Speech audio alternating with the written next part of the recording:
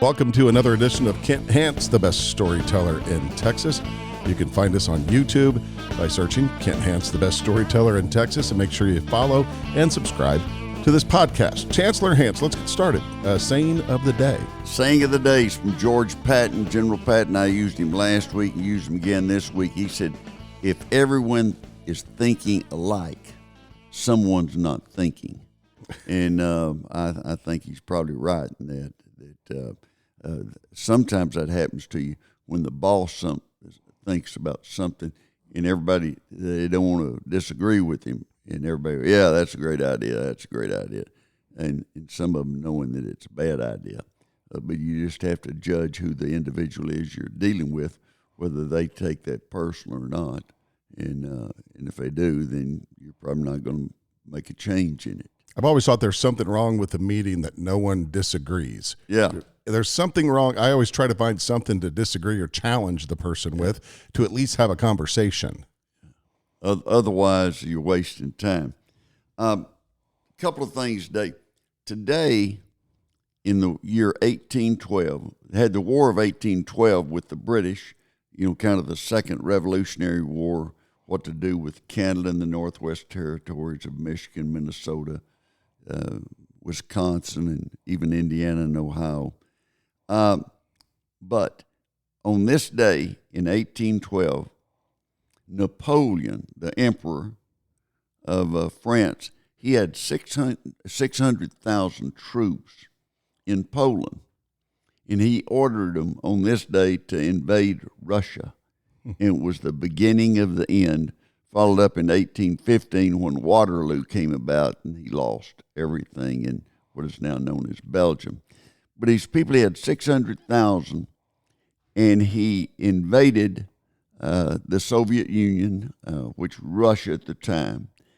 And the Russians were in a retreat most of the time. They lost over 100,000 troops, and the French lost 300,000 troops. And with the civilian population, it was over 1 million killed in that war. And at the time, the French had occupied and were in control of most of Europe. They wanted to go after Russia. And the Russians fought them and would retreat. And they'd burn bridges behind them and take all the food they could and set the crops on fire. And they gradually did it all the way back to Moscow. And they got to Moscow, and they fought for a good while, and then they made a decision to go to the east and continue to try to get away from the Frenchmen.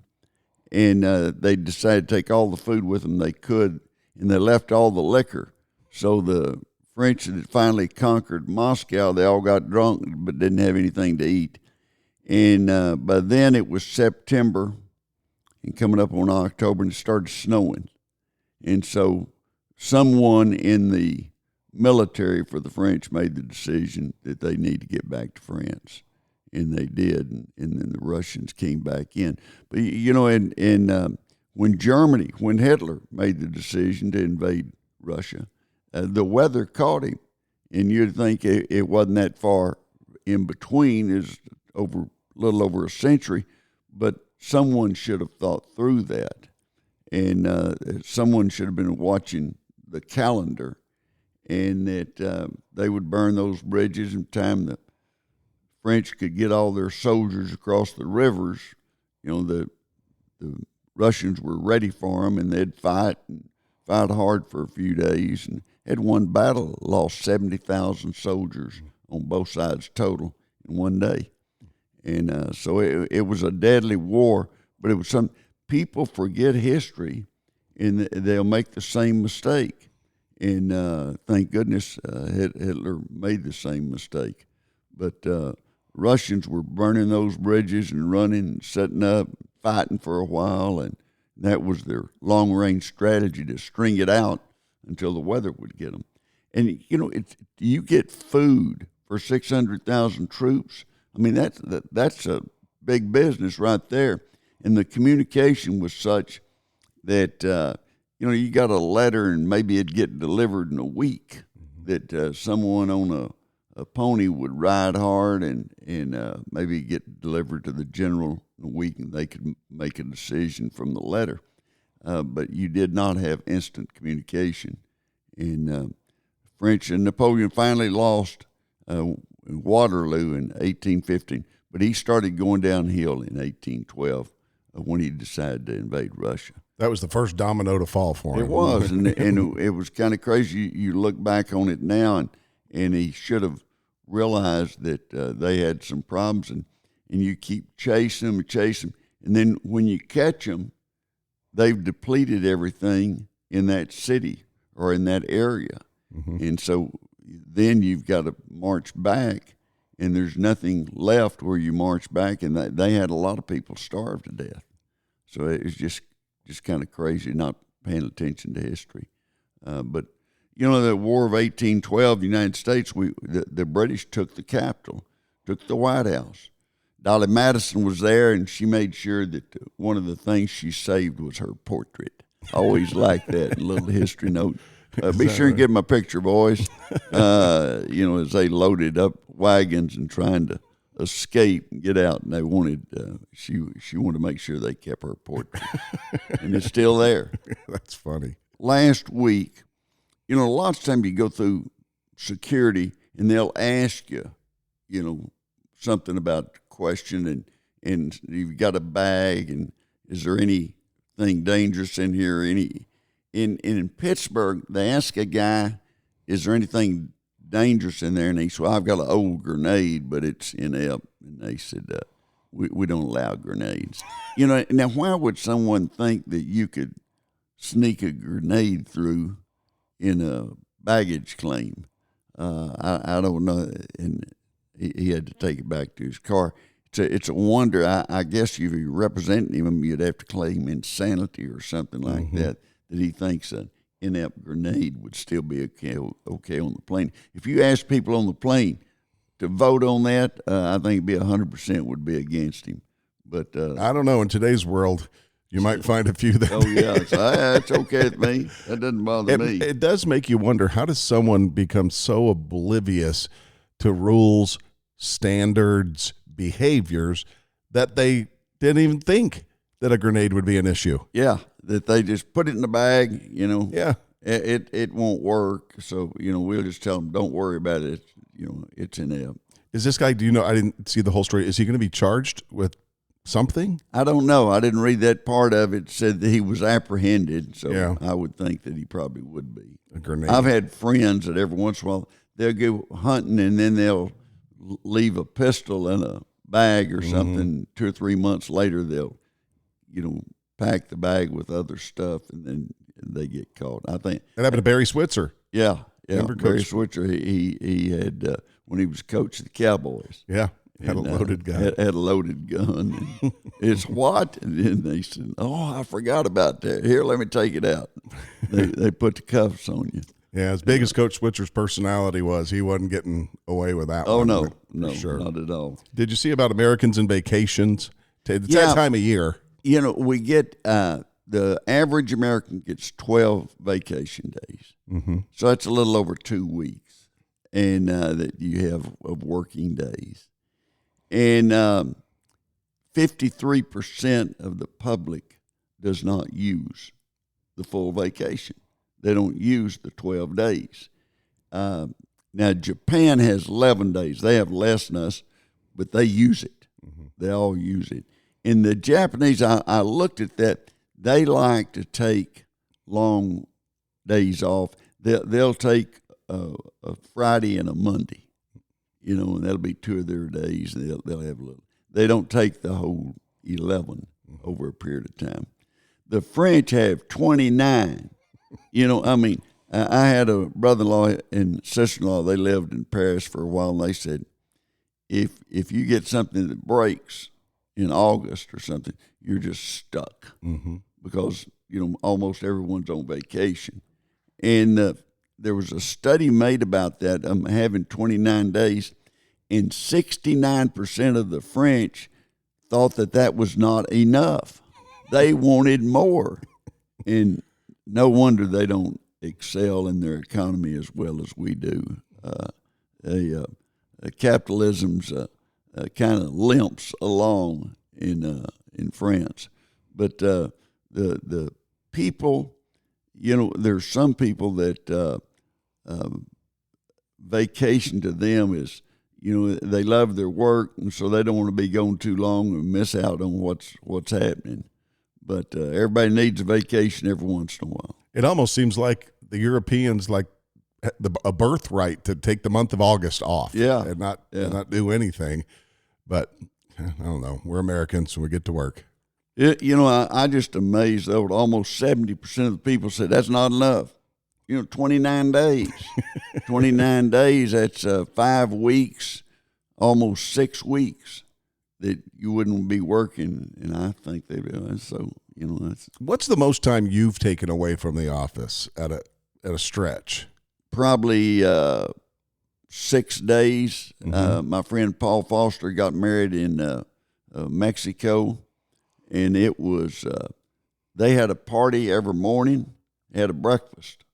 And at noon they had a party, and that night they'd have a dance or something. The floating dance floor, right? And they had the dance floor that went out into the ocean, and the waves would be coming along the side of the dance floor. It was a heck of a deal. And they had speakers for the band, and the speaker was 6 feet tall and about 2 feet wide. And one of the speakers was next door to Robert Brown, my friend from El Paso, now in Dallas. And it was next to him, and they played until the sun came up. Oh. And so I asked him how it was the next day, and he said he had to go to a dentist. And I said, why? He said the vibrations knocked all the fillings out of my teeth. And that was it was a heck of a party. And they built a chapel on the beach. Ah, nice. And there was a chapel built on the beach, and they tore it down afterwards. But well, speaking of going to the dentist, it's a perfect segue into this story about what time of day people want to go to the dentist. There was like almost 20% picked in the night, like at 2 in the morning. Mm-hmm. And I don't know, they would get drunk until 2 and bar closes, go over there and would not feel as much pain or whatever. And there were different factors that 24% felt like that banks and post office should be open 24/7.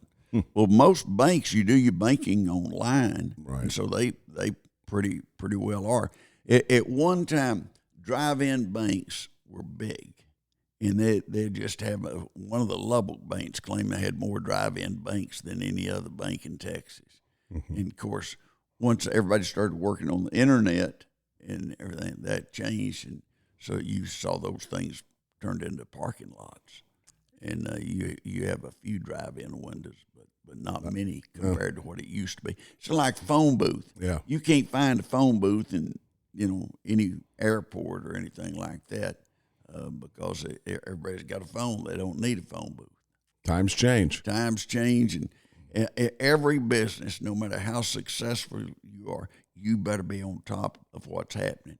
Mm-hmm. And Eastman Kodak, they just, they got washed away, and technology changes. Mm-hmm. And people, they have a phone with them, and they have a camera with them, and they make a picture, make as many as they want, and send them to whoever they want to, and they're good quality photographs. But they didn't change, they didn't adapt, and it killed them. Yeah, like remember the old Blockbuster videos? Oh, yeah. They didn't change. Hey, Blockbuster, I was living part-time in Dallas and Highland Park, and there was a Blockbuster's video store there. You go on Friday afternoon, it was packed. Mm-hmm. Everybody's renting a video. People came in Netflix, and people like that came along. They looked at it and said, how can we do this better? That's the thing I love about the American system of capitalism. Everyone's always looking, how can we do this faster or better? And cheaper. Mm-hmm. And they'll come up with an idea. Absolutely. Yeah, I think the last Blockbuster just closed last year. It was in a small town in Oregon. It was the last one. But it was a big deal to go to the video store and pick one out and go home. It was fun. Completely different now. It is with the streaming. With the streaming, you just pick a movie you want and watch it, and that's it. You get billed. And it's almost like there's too many of them to pick. Oh, yeah. The chant is just too much. If you get to looking at them and you take plenty of time, you never will get a movie. You'll be looking. I mean, there's hundreds, if not thousands, really. Right. There was a deal I saw that the movie Wall Street is the only movie to ever win an Oscar and a Razzie. And a Razzie is presented for the worst actors or actresses, and the Oscars for the best. And Michael Douglas got the Oscar for the leading role in Wall Street, and Daryl Hannah, she got the Razzie for being the worst supporting actress.